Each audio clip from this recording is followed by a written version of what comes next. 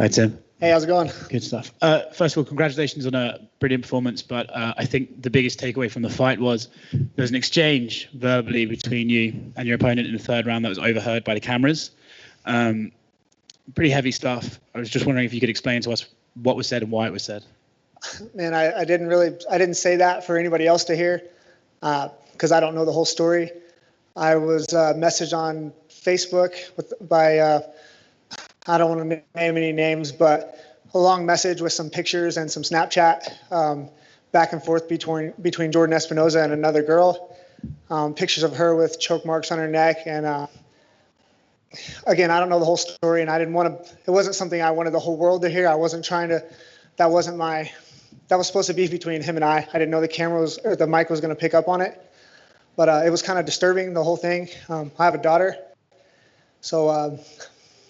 This was the only fight that I've had out of all my fights that was personal. It was hard for me to maintain my cool. It was hard for me to keep my cardio in check because of it. I don't want to go into too much details, but again, it was. It's not something I'm proud of to say that everybody could hear, but again, I'm glad that it's out there, and I'm glad, if it's true. I don't know. Again, that's why I didn't say anything on the internet, because I don't know. I know people lie, but it was pretty disturbing, the things that I was messaged and the pictures that I received. So that's all the further I can really go into it, To be fair to you, you didn't mention it at media day. You didn't bring it up pre-fight, and I think the reason the camera picked up on it was because you were literally right next to it against the fence. You said that this was personal to you. In the end of round 3, you were also rubbing your blood into his face. Is that related? Well, that was my coach. My coach said, "Your blood is going right in his face. Use it." So. He's smart. It worked. It helped.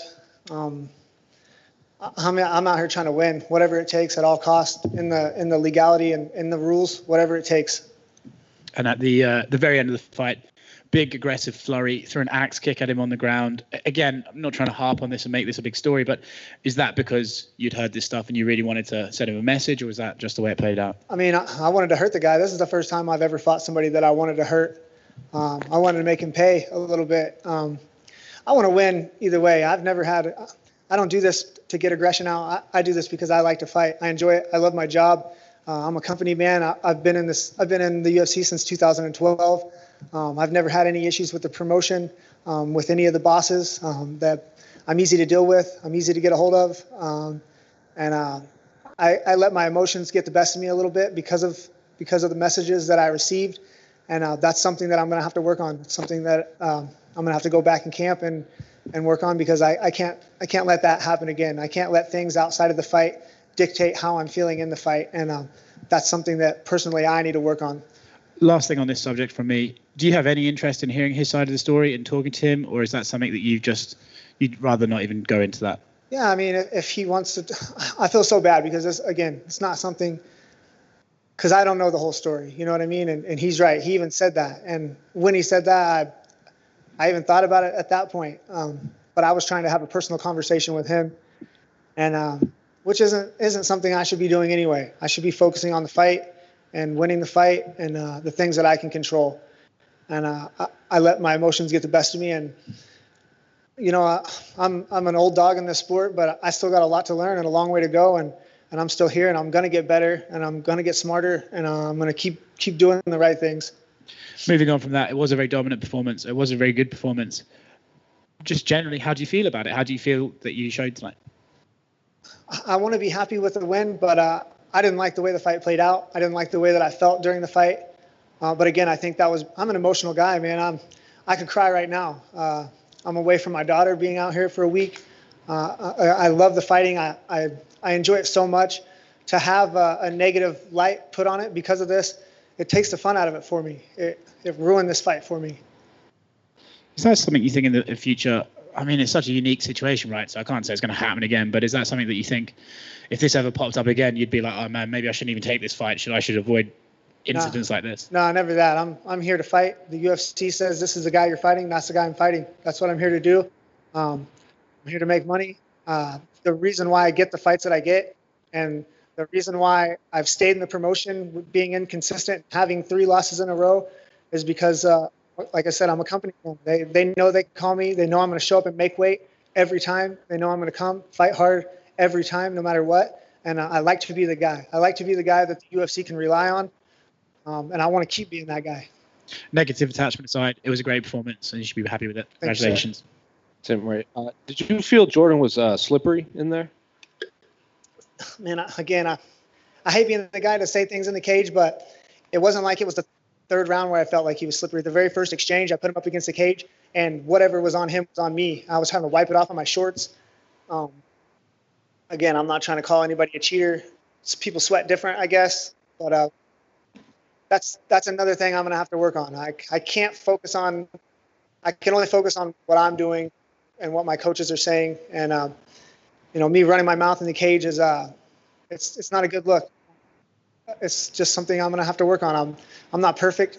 I still got a long way to go, and that's something that that's something I can get better at. Just like fighting, I can work on that kind of thing too. But yeah, he was slippery. He was hard to hold on to, and it was first round.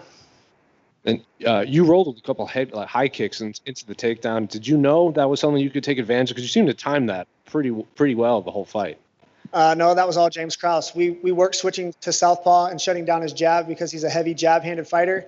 And I even said that in the pre-fight interview. And, maybe he heard that and made adjustments. But as soon as that head kick started coming at me, James Krause told me to switch my stance, close the stance up. He was kicking too high anyway. But when you're pitching a shutout and the only thing they have is something big like that, you have to make adjustments. But again, that's all for my corner. That wasn't me. I'm out there taking orders. And then moving forward, are there any names you're looking at? We have a couple other flyaway fights on this card, or when you were looking to get back in there? Oh man, I feel like I didn't get the performance that I wanted personally. I felt like I wanted something more. And any of these guys, I don't want to call anybody out. There was a time where I felt like I was at the top of this division after the Ultimate Fighter and fighting Demetrius Johnson, but I had 3 losses in a row after that. I'm at the bottom of the heap here. Guys on my season of the Ultimate Fighter, Kai Kara France, those guys are killing it right now. I'm just lucky to be in here and get the fights that I'm getting. So whoever, whenever, next week, the week after, the UFC knows they can call me. I'm ready. Hey, Tim, right here. I just want to ask you briefly, at what point in training camp did you receive those messages that, how long have you been aware of it? So it was strange because it was on my Facebook, but it wasn't my regular messages because I wasn't friends with the person. But I saw like a little red 1 up in the top of my thing. I clicked on it, big long thing, and it was a female. So right away I gave it to my fiance. I was like, "Oh, read this," and then I could tell she was choking up about it. But people say things, people lie, but it's not like Jordan has enough money to where this girl could be out trying to get money or anything. And she didn't have any reason to message me, really. We don't know each other personally. And it was on her face. It wasn't like she just sent me the link of this that she had already written out. It was on her Facebook. And again, it's 5-6 years ago. It wouldn't have bothered me, really. I mean, obviously it's not good, but I have a daughter. I have a 5-year-old daughter, and that's all I think about pretty much every day. So it got to me, riled me up. We could see very visibly it had. Can I ask, did you bring this up with your coach before the fight? Did he give you any advice? We know James Krause is one of the best in the game, just about keeping your head straight and focusing on the task at hand. I didn't say anything personally about it, but I think he's known through this whole fight week that I've been amped up coming into warm up. Like, we just got here and I was kind of overdoing it with the warm up, and like he's like, "Man, just relax, just chill." He's such a good coach, inside the cage, outside the cage, and he knows me so well that he could read. He can tell my body language. He knows I'm an emotional guy.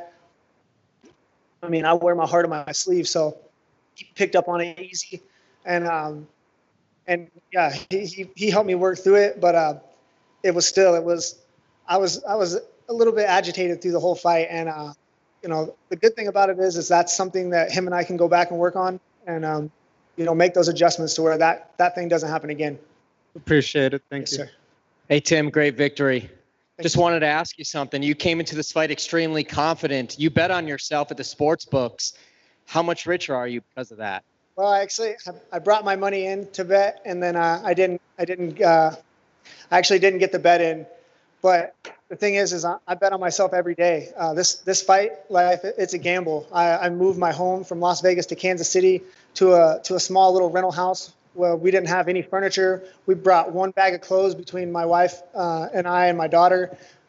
We did a training camp out of a one room. We didn't have any furniture. Our bedroom was our living room. We had a TV and a bed, and my daughter had a bed. We were looking for a house the whole time in Kansas City, so we bounced from Vegas to a small rental with no furniture. And then during this camp, we found a more permanent home and moved into that and then bought furniture. So this whole camp was really chaotic and inconsistent. But the only real true consistent thing about it was my coaching staff, my wife, and my team.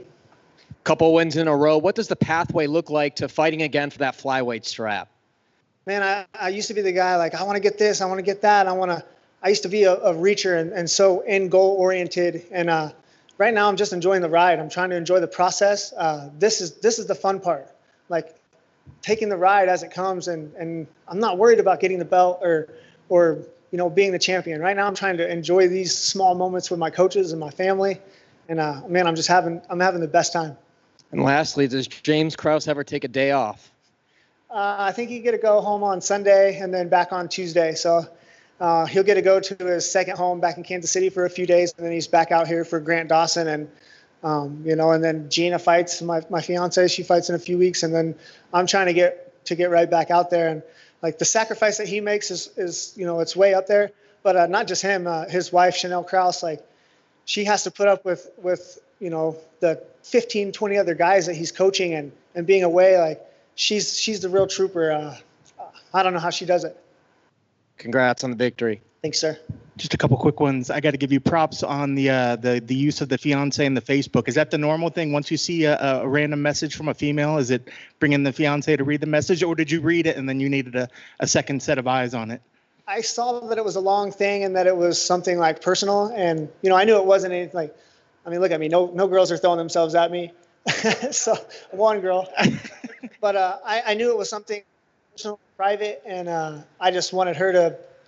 I mean, she has access to everything in my life. She handles all my finances.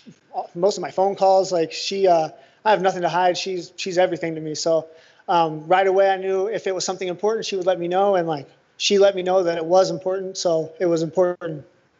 Lastly, you had an opponent come in that said that they already knew what you were going to do. They said, "Oh, I already know what the awkward Tim's going to do." I mean, what does it say to have these guys think that they already understand what you're going to bring, but they still can't go out there and stop it? I mean, there's no secrets in this game anymore. The internet's out there, but like the level of training, it's not even level. We're not out there working hard. We're working smart. Like we're finding things and we're harping on those things, and those things are winning fights. And again, I'm 34 years old. I've been in the UFC since 2012, and my fight IQ is getting better every day. And I still got a lot more to go and a lot more to learn, and that's what's making it fun for me again.